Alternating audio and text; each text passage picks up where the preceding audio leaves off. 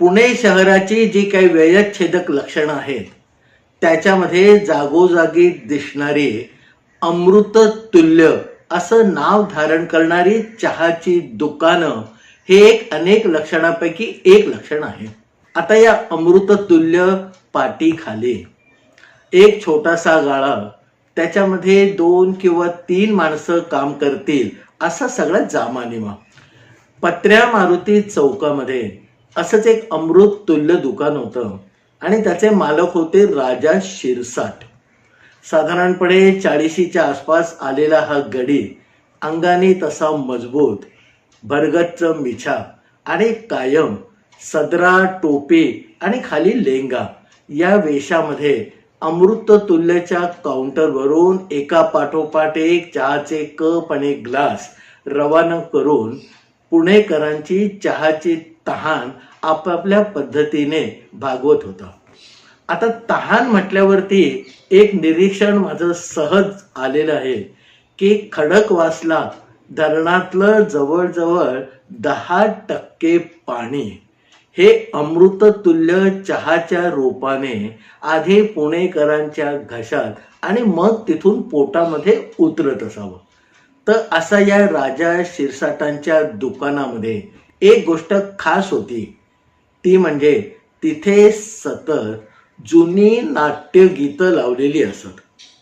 छोट्याशा स्पीकरवरून एक साधारण 5-10 फुटाच्या परिसरामध्ये ऐकू जातील एवढ्या आवाजामध्ये ही नाट्यगीतं एका मागोमाग एक लागलेली असत.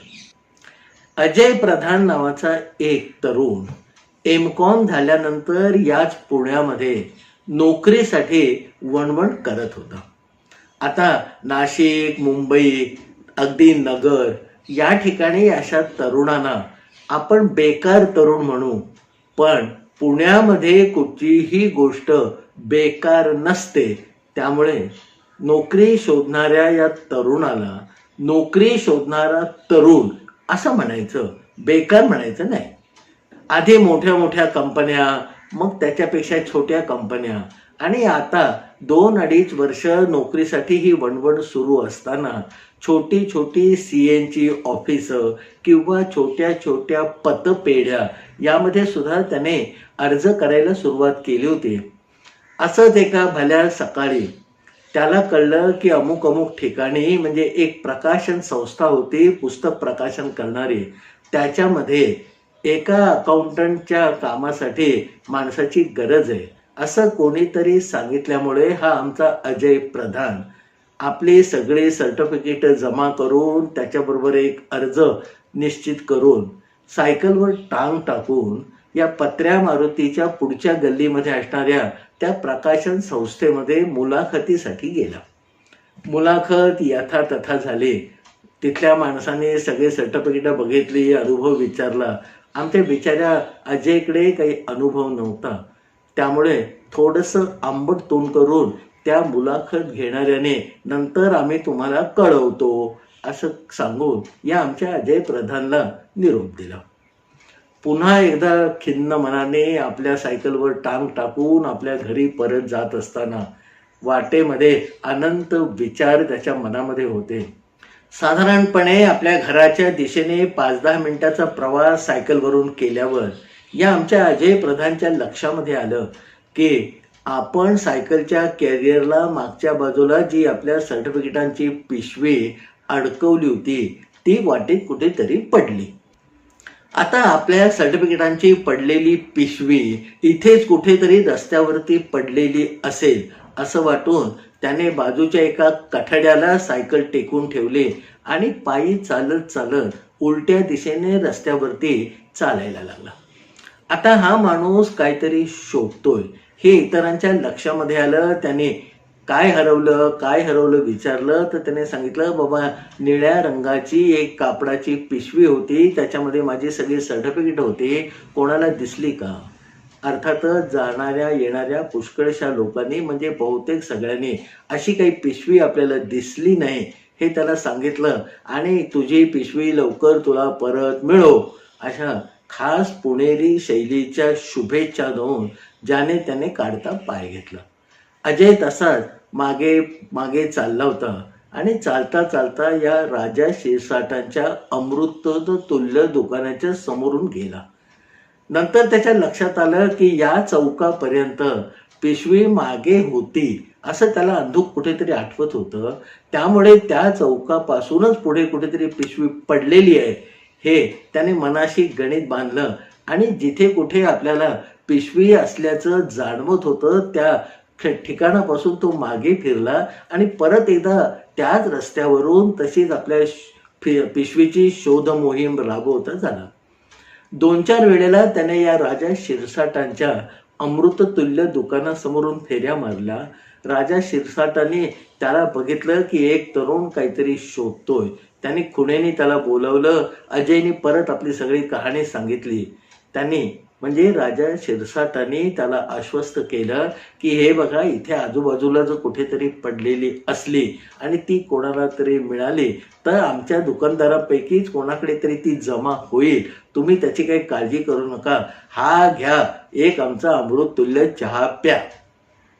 आता खरं तर अजय हा तसा चहाचा शौकीन किंवा नियमितपणे चहा पिणारा नव्हता. पण आता समोरून आलेला इतक्या सद्भावनांच्या सकट येऊन उभा राहिलेला चहा नाकारणं त्याला प्रशस्त वाटेना. राजा शिरसाटांनी समोर ठेवलेला तो चहा आमच्या अजय प्रधाननी बळे प्यायला आणि परत एकदा वरवरचं त्यांना थँक्यू म्हणून आपल्या विषण्ण मनाच्या अवस्थेमध्ये तो तिथून निघाला. आपल्या सायकलशी आला आणि आता आपले सर्टिफिकेट गेल्या जमा आहे, कोणी आणून दिली तर बघू असं म्हणून तो आपल्या घराच्या दिशेने निघाला. घरी आल्यावर इंटरव्ह्यू कसा झाला, काय झाला याची आई वडिलांनी चौकशी केली. धाकट्या बहिणीने बाबा कोणते कोणते प्रश्न विचारले असं थोडंसं खोदून विचारलं. पण या कोणत्याही प्रश्नाची उत्तरं देण्याच्या मनस्थितीमध्ये आमचा हा अजय प्रधान नव्हता. त्याने वरवर सांगितलं की इंटरव्ह्यू चांगला झाला, 8 दिवसांनी कळवणार आहे. पण त्याला जी खरी विवंचना होती की आपली सर्टिफिकेट हरवलेली आहेत आणि ती लवकरात लवकर परत मिळवणं हे आपलं पहिलं काम आहे. दुपारची जेवणं झाली. थोडा वेळ या अजयनी लोळून काढला आणि संध्याकाळी आपल्या शिरस्त्याप्रमाणे तो तालमीमध्ये म्हणजे व्यायामशाळेमध्ये थोडा बहुत व्यायाम करण्यासाठी निघाला. व्यायामशाळेतून व्यायाम करून जेव्हा हा अजय आपल्या घरी आला तेव्हा किर्लोस्कर कंपनीचा एक शिपाई त्यांच्या घरामध्ये अजयची वाट बघत बसलेला होता. आता त्याच्या अंगावर असणाऱ्या त्या युनिफॉर्ममुळे हा किर्लोस्कर कंपनीचा माणूस आहे हे अजयने ताडलं. किर्लोस्कर कंपनीचा तो शिपाई अगदी आरामशीर म्हणावा असं अजयच्या घरामध्ये कोचावर बसलेला होता. समोर आई वडील होते आणि त्यांच्या आपापसामध्ये चांगल्यापैकी गप्पा चाललेल्या होत्या. हे जेव्हा सगळं अजयने पाहिलं तेव्हा आता ही बॅग कशासाठी आलेली आहे असं त्याला वाटलं. आता ती बॅग खरं तर त्याच्यासाठी सुवर्ण संधी होती हे त्याला त्या क्षणी जाणवलं नाही. पण पुढच्या 15 मिनिटामध्ये अतिशय धक्कादायक असा खुलासा त्या शिपायाने आधी आई वडिलांकडे आणि नंतर आमच्या अजय प्रधानकडे केला. त्या शिपायाने बोलता बोलता सांगायला सुरुवात केली की त्याचे जे साहेब गोखले होते त्यांना सकाळी ऑफिसला येताना वाटेमध्ये समोरच्या सायकलवाल्याची एक पडलेली पिशवी त्यांच्या नजरेसमोर भरली. आपल्या गाडीमधून उतरून त्यांनी ती पिशवी उचलणे आणि समोरच्या त्या सायकल स्वाराला आवाज देऊन थांबण्यासाठी विनवत होते. पण तो सायकल स्वार आपल्याच नादामध्ये शीळ घालत मोठ्या तडफेने आणि वेगाने पुढे निघून गेला. थोडा वेळ आपल्या 4 चाकीतून त्या दुचाकीचा पाठलाग करायचा प्रयत्न या गोखले साहेबांनी केला. पण ट्रॅफिक आणि पुण्याचे गल्ली बोर्ड याच्यामध्ये तो कुठे अंतर्धान पावला ते त्यांना कळलं नाही. मग त्यांनी ती पिशवी उघडली. त्याच्यामध्ये सगळी सर्टिफिकेट, अर्ज, त्याच्यावरती नाव गाव पत्ता असं सगळं होतं. आणि गोखले साहेबांनी ऑफिसमध्ये आल्यावर थोडा वेळ काढून या शिपायाला म्हणजे मला या पिशवीची पोच करण्यासाठी या पत्त्यावरती धाडलं आणि मी इथे येऊन पोचलो. ही तुमची पिशवी इथे बाजूला ठेवलेली आहे.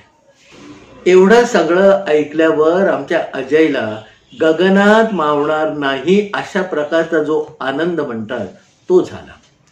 त्याने ती पिशवी ताब्यामध्ये घेतली. परत एकदा उसकटून सगळ्या वस्तू, सगळे सर्टिफिकेट आतमध्ये आहेत ना ते बघितलं. अक्षरशः पायावरती झुकून या शिपायाला नमस्कार करावा असं अजयला वाटलं. पण तेवढ्यात तो शिपाई उठला आणि आता मला बाबा ऑफिसचं काम आहे असं म्हणून या तिघांचा म्हणजे आई वडील आणि अजयचा निरोप घेऊन निघून गेला. आता ज्या गोखले साहेबांनी आपली ही पिशवी आपल्या घरपोच केली त्यांना उद्या जाऊन भेटावं असा अजयने निश्चय केला. आणि दुसऱ्या दिवशी सकाळी 11 वाजता हा अजय प्रधान त्या किर्लोस्कर कंपनीच्या ऑफिसमध्ये गोखले साहेबांना भेटायला हजर झाला. अजयने आपली ओळख सांगितली. गोखले साहेबांनी 5-10 मिनिटांनी त्याला आतमध्ये बोलावलं. गोखले साहेबांनी बारीक सारी चौकशी करत असताना या अजयने रीतसर त्यांचे आभार मानले की साहेब तुमच्या हाताला ती पिशवी लागली म्हणून मला लगेच मिळाली. दुसऱ्या कोणाच्या हाताला लागली असती तर त्याचं काय झालं असतं ते सांगता येत नाही. त्यावर गोखले साहेब म्हणाले की बाबा अशी सर्टिफिकेटाची पिशवी पुण्यामधल्या कुणाच्याही हाताला लागली असती तरी इतक्या तातडीने नाही पण 2-4 दिवसांनी नक्की ती तुझ्यापर्यंत पोहोचली असती. आता इकडच्या तिकडच्या गप्पा होताना गोखले साहेबांना माहिती मिळाली की हा अजय प्रधान नोकरीच्या शोधामध्ये आहे. त्याची सर्टिफिकेट त्यांनी बघितलीच होती आणि नोकरी याला पाहिजे असं म्हटल्यावरती गोखले साहेबांनी पटकन विचारलं आमच्याकडे काम करता का. आता आमच्याकडे काम करता का हा प्रश्न आल्यावर आधी अजय प्रधानला काय नक्की चाललंय हेच कळेना. कारण इतका अनपेक्षित प्रश्न अजूनपर्यंत त्याच्या समोर असा देवासारखा कधी येऊन उभा राहिला नव्हता. मग गोखले साहेबांनी आपली एकंदर रिक्वायरमेंट सांगितली. बाबा असं असं आमच्या अकाउंट डिपार्टमेंटला काम आहे. तुम्ही M.Com झालेले आहात त्यामुळे अकाउंटची तुम्हाला माहिती असेल. तुम्ही येथे जर तुम्हाला शक्य असेल आवडत असेल तर आमच्या कंपनीमध्ये उद्यापासून रुजू व्हा. करायला गेलो एक आणि झालं भलतंच असं अतिशय उलट्या अर्थाने या अजय प्रधानला जाणवायला लागलं. त्याने थँक्यू म्हणत आपला मनातला आनंद लपवत गोखले साहेबांचे आभार मानले आणि तिथून तातडीने आपल्या घरी आला आणि ही खुश खबर म्हणावी अशी एक खबर आपल्या घरातल्या सगळ्या लोकांना सांगितली. आता इतके दिवस आपण ज्या नोकरीच्या मागे होतो ती नोकरी आपल्याला समोरून येऊन भेटली हे अजयला बरेच दिवस स्वप्नवत असंच वाटत होतं. आता त्या दिवशी असं नक्की काय झालं की त्याच्यामुळे बाबा ही नोकरी मिळाली असं एकदा विचारांचा पट उलगडता त्याच्या लक्षात आलं की एकतर माझी सर्टिफिकेट हरवली म्हणूनच ही नोकरी मिळाली आणि आपण अतिशय निराश अवस्थेमध्ये ती पिशवी शोधत असताना या अमृत तुल्यवाल्याने आपल्याला चहा पण पाजला.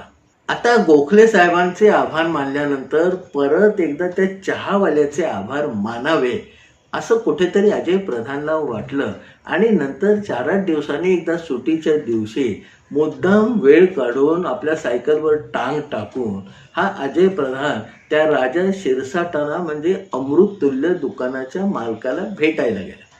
त्याने परत एक चहा त्यांच्याशी सलगी करून प्यायला त्याचे पैसे दिले आणि त्या दिवशी तुम्ही मला जो चहा दिलात त्याच्यामुळे मला नोकरी लागली असं काहीसं अजयच्या तोंडातून पटकन बाहेर पडलं.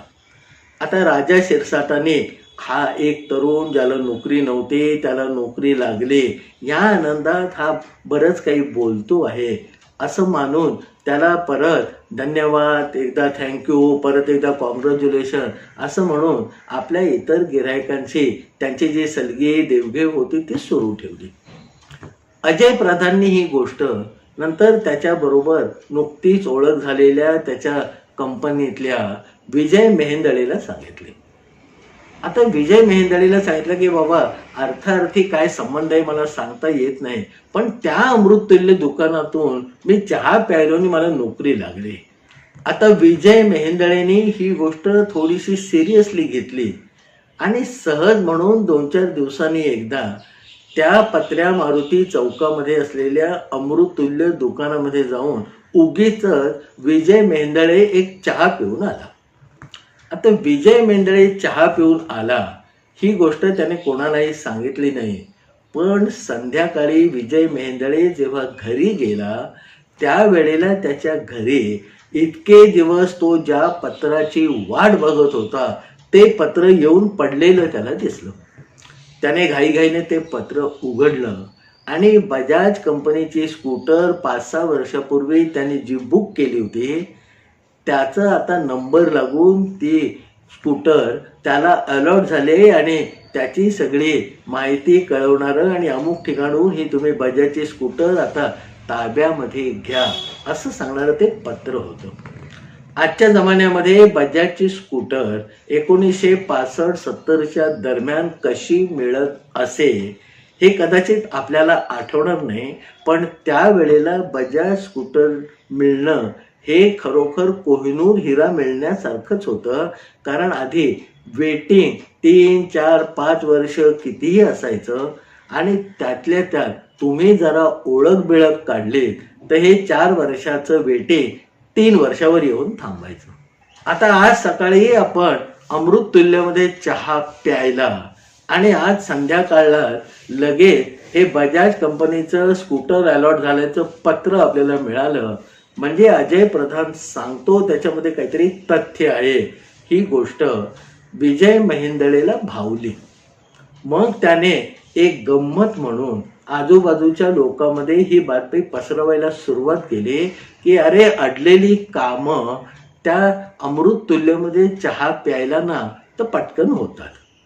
आता पुण्यामध्ये ही बाब जशी पसरायला लागली तशी काही लोक कुतूहलाने, काही भावनेने, काही श्रद्धेने या अमृततुल्य दुकानासमोर म्हणजे राजा शिरसाटांच्या दुकानासमोर गर्दी करायला लागले. आता गर्दी करता करता त्याच्यामधल्या बऱ्याचशा लोकांना चांगले चांगले अनुभव सुद्धा यायला लागले. कोणाच्या मुलीचं लग्न ठरत नव्हतं ते पटकन ठरलं, मनापेक्षा चांगला जावई मिळाला. कोणी पासपोर्ट व्हिसासाठी ॲप्लिकेशन केला होता त्याचं उत्तर येत नव्हतं, तो पासपोर्ट व्हिसा मिळाला. कोणाला नोकरी हवी होती, कोणाचं आजारपण होतं. अशा अनेक अडलेल्या गोष्टी पुणेकरांच्या या राजा शिरसाटांच्या दुकानातला अमृततुल्य चहा एकदा प्यायल्यावर अचानकपणे मार्गी लागायला लागल्या आणि ही बाब जशी जशी वेगाने पसरायला लागली तशी तशी राजा शिरसाटांच्या दुकानातली गर्दी वाढायला लागली. आता इतकी वर्ष आपण इथे धंदा करतोय पण गेल्या 5-7 महिन्यामध्ये हा आपला धंदा अचानक खूप वाढायला लागलाय आणि लांबून लांबून अनोळखी माणसं इथे येऊन चहा पितात हे राजा शिरसाटांना जाणवलं होतं. पण त्याने त्याच्यावर वेगळ्या पद्धतीने किंवा विशेष दखल पात्र आहे असं न मानता आपला धंदा वाढतोय ना मग चांगलं आहे असं म्हणून आपल्या वाढत्या धंद्याची आणखीन जास्त काळजी करत या वाढणाऱ्या गर्दीकडे दुर्लक्ष करत राहिले. आता हळू असं हे सगळं लोकांचं अमृततुल्य चहामुळे भलं होत असताना राजा शिरसाटांची स्वतःची मात्र परिस्थिती एवढा धंदा वाढूनही खालावत होती. काही वर्षापूर्वी हे दुकान घेण्यासाठी त्यांनी बँकेचं कर्ज काढलं होतं.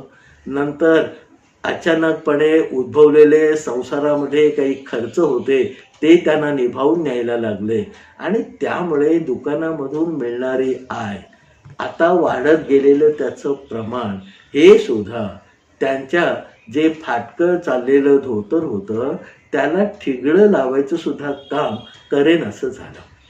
दिवसेंदिवस त्यांच्या आर्थिक चिंता वाढत होत्या.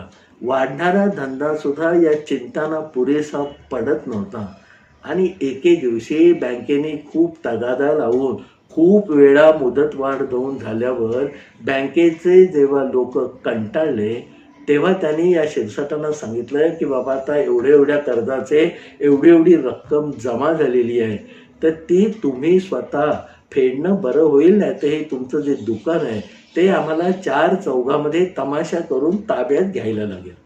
आता हे दुकान विकून टाकल्याशिवाय पर्याय नाही असं त्यांच्या मनाने कुठेतरी घेतलं आणि त्यांच्या हाताखाली त्यांच्याबरोबर शिवा नावाचा जो एक कामगार त्यांचा सहाय्यक होता, त्याला सांगितले की बाबा आता आपण दुकान विकून टाकणार आहोत, तेव्हा तुला दुसरीकडे कुठे जर नोकरी शोधायची असेल तर तू त्या मार्गाला लाग. पुढच्या 15-20 दिवसामध्ये चांगलं गिऱ्हाईक मिळून हे दुकान विकलं जाऊन दे अशी मी देवाला प्रार्थना करतो आणि त्याच्याचबरोबर तुला पण चांगली नोकरी मिळू दे असंही देवाला विनवतो. 5-50 कदमावर असणाऱ्या दुसऱ्या एका अमृततुल्यवाल्याने हे दुकान राजा शिरसाटांकडनं त्याला जी योग्य वाटली ती किंमत देऊन खरेदी केलं. कारण त्याच्या डोळ्यासमोर गेल्या 5-7 महिन्यामध्ये या दुकानाचा धंदा दिवसेंदिवस वाढत होता आणि गिऱ्हाईकांची तोबा म्हणावी अशी गर्दी केवळ याच दुकानामध्ये होते हे त्याला कुठेतरी जाणवलं होतं. त्या दुसऱ्या अमृततुल्यवाल्यांकडून मिळालेले पैसे शिरसाटांनी बँकेमध्ये भरले आणि आपली जुनी देणी भागवली. आणि आता पुढे काय असा एक प्रश्न सकाळ संध्याकाळ आपल्या विचाराच्या ऐरणीवर घेत ते आपल्या घरी बसून राहायला लागले. शिवानेही दुसरीकडे बऱ्याच ठिकाणी प्रयत्न केले पण त्याला कुठेही चांगली नोकरी मिळेना. आता आपल्याच मालकाने कुठेतरी शब्द टाकला तर आपल्याला कदाचित अर्ध्या पगाराची तरी नोकरी मिळेल असा विचार करून एक दिवस 10-11 वाजण्याच्या सुमारास सकाळी हा शिवा राजा शिरसाटांच्या घरी आला. राजा शिरसाटांच्या घरी आल्यावरती त्याने आधी आपलं सगळं रडगाणं गायलं. मी इथे गेलो तिथे गेलो, माझा अनुभव सांगितला, पण मला काही नोकरी मिळाली नाही. तेव्हा शेठ तुम्हीच जरा आता कोणाला तरी सांगा, म्हणजे निदान कोणाच्या हाताखाली तरी मला कामाला ठेवतील आणि माझा कुटुंबाचा जो गाडा आहे तो रेटायला मला मदत होईल. त्याची ही सगळी कहाणी आणि विनवणी ऐकून राजा शिरसाटांच्या मनामध्ये आलं की उघड्याकडे नागडं गेलं अशी ही परिस्थिती आहे. पण इतकं सडेतोडपणे शिवाला न सांगता त्याने बघतो करतो असं सांगून शिवाची समजूत घालण्याचा प्रयत्न केला. आता त्यावेळेला शिवाच्या डोक्यामध्ये असं आलं की मालक आपण एक काम करूया का, तुम्ही सुद्धा सकाळपासून घरामध्ये बसून कंटाळलेले आहात, चला आपण पायी पायी जाऊ आणि आपल्या दुकानातून आपण चहा पिऊ. आता धंद्यामध्ये खचलेल्या इतर कुठच्याही शहरातल्या एखाद्या व्यापाऱ्याला आपण विकून टाकलेल्या दुकानातच आपण जाऊन काही खरेदी करू असं कोणी सांगितलं तर त्याचा भडका उडायची शक्यता आहे. पण हे पुणे शहर होतं, त्याच्यामध्ये राजा शिरसाट नावाचा माणूस होता आणि त्यांचा नोकर शिवा होता. आता शिवाने ठेवलेला हा प्रस्ताव राजा शिरसाटांनी सहज म्हणून स्वीकारला आणि म्हणे चल असं म्हणून पुढच्या 5-10 मिनिटांमध्ये राजा शिरसाटांनी कपडे बदलले आणि शिवाला बरोबर घेऊन थोड्याशा अंतरावर असणाऱ्या त्या आपल्याच अमृततुल्य दुकानाच्या समोर हजर झाले. तिथे सगळं आता बदललेलं होतं, नोकर चाकर सुद्धा नवीन होते, त्यामुळे त्यांना ह्या दुकानाचे हे पहिले मालक म्हणून कोणी ओळखलं नाही. तिथे काम करणाऱ्या माणसाने खुडेने त्यांना विचारलं काय पाहिजे. राजा शिरसाटांनी खुडेनेच त्याला 2 चहा म्हणून सांगितलं. 2-4 मिनिटांमध्ये चहाचे 2 ग्लास त्या नवीन नोकराने या राजा शिरसाटांच्या समोर ठेवले. समोर आलेला चहा भूतकाळ सगळा विसरून मोठ्या चवीने पेज या राजा शिरसाटांनी संपवला. आपले आणि शिवाचे पैसे दिले आणि ते घरी परत आले. घरी परत आल्यानंतर तासाभराने त्यांचा जुना एक मित्र उद्धव कांबळे त्यांना शोधत आला. आता उद्धव कांबळे आल्या म्हणाला की बाबा मी तुझ्या दुकानावर जाऊन आलो, पण दुकान तू विकून टाकल्याचं कळलं. त्या दुकानाच्या तिथे काम करणाऱ्या पोऱ्याकडनं हा तुझा घरचा पत्ता घेतला आणि मी तुला शोधायला आलो. आता उद्धव कांबळे ही सगळी लांबण का लावतोय हे राजा शिरसाटांना काही कळेना. उद्धव कांबळे हा त्यांचा एकेकाळचा मित्र, पण काही घनिष्ठ मित्र नव्हे. समोर बसलेल्या उद्धवाने थोड्या वेळाने राजा शिरसाटांना आपल्या येण्याचं कारण सांगायला सुरुवात केली. तो म्हणाला, हे बघ राजा, पिंपरी चिंचवडमध्ये एका इंडस्ट्रीयल इस्टेटमध्ये मी 5-6 महिन्यापूर्वी एक छोटासा गाळा घेऊन माझा स्वतःचा उद्योग सुरू केलाय. तिथे असे 30-40 गाळे आहेत. तिथे वर्दळही चांगली आहे, पण आम्हाला चहा पाण्याची काही सोय तिथे नाही. त्या इंडस्ट्रीयल इस्टेटमध्ये कॅन्टीनसाठी म्हणून एक गाडा राखीव ठेवलेला आहे, पण ते कॅन्टीन चालवायला कोण घेत नाही आहे. आता तुला जर शक्य असेल आणि तुला विचार असेल तर माझा असा एक आग्रह आहे की तू तिथे येऊन कॅन्टीन सुरू करावं. आता उद्धव कांबळेचं हे बोलणं ऐकून राजा शिरसाटांना थोडीशी तरतरी आली.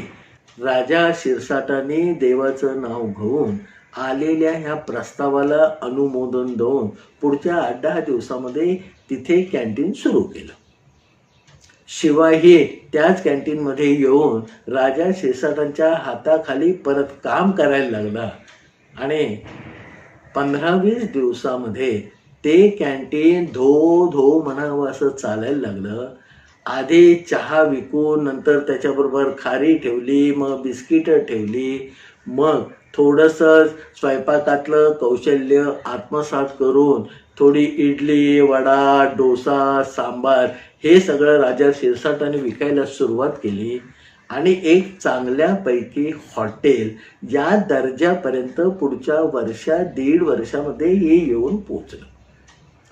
इतके दिवस हा शिवा एक गोष्ट मनामध्ये धरून गप्प बसलेला होता आणि आता या हॉटेल स्वरूपात आलेल्या जुन्या कॅन्टीनमध्ये आपलं आणि आपल्या या राजा शेठचं बस्तान चांगलं बसलेलं आहे हे पक्क झाल्यावर एक दिवस त्या शिवाने या राजा शिरसाटांना दुपारच्या वेळी जरा मोकळा वेळ असताना आपल्या मनामध्ये इतके दिवस दाबून ठेवलेली एक गोष्ट सांगितली. शिवा त्यांना म्हणाला की शेठ, तुमच्या एक लक्षात आलं का की ज्या दिवशी आपण आपल्या दुकानात जाऊन चहा प्यायला त्या दिवसापासून परत तुमची भरभराट सुरू झाली. राजा शिरसाटांना पटकन ते सगळं आठवलं आणि ते म्हणाले, अरे शिवा, म्हणतोस तू बरोबर आहे, माझ्या हे लक्षामध्ये आलं नाही, पण तुला आज कसं एकदम आठवलं? शिवा म्हणाला, मला आठवलं कारण मीच ते घडवून आणलं होतं.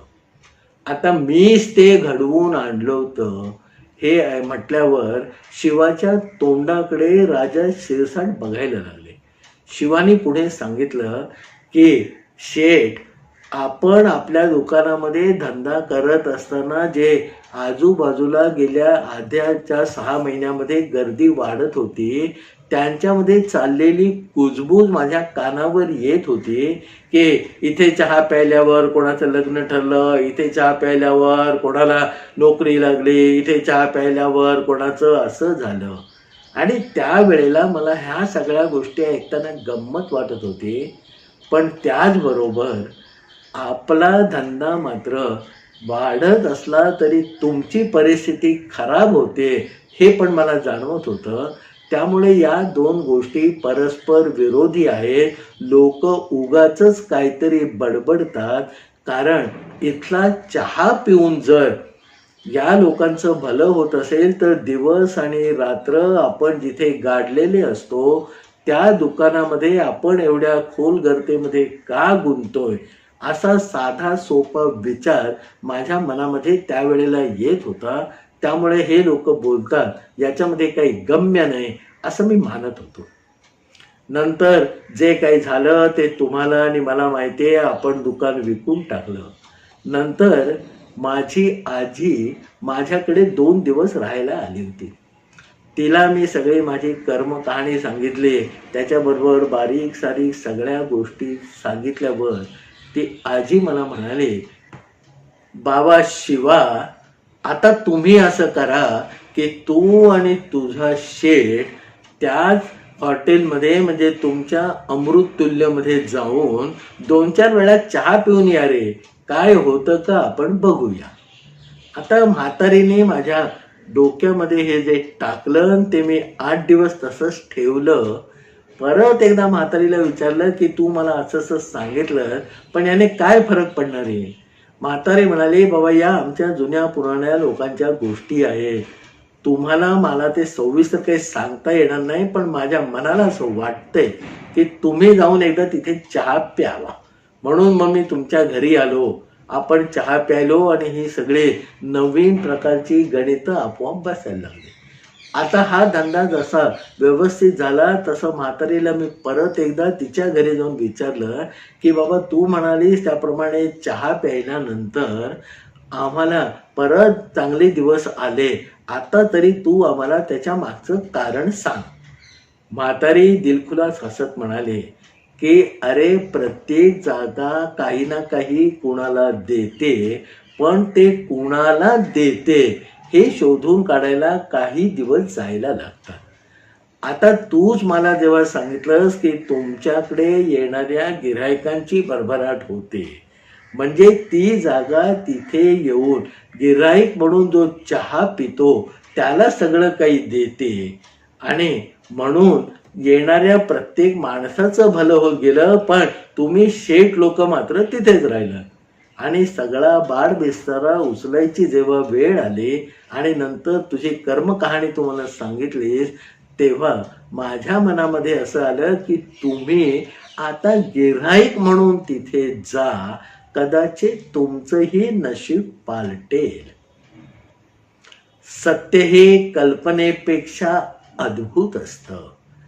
हे परत एकदा अधोरेखित करणारी ही 100% सत्य घटना पुण्याच्या पत्र्या मारुती चौकात असलेल्या अमृततुल्य या राजा शिरसाटांच्या दुकानाबद्दलची.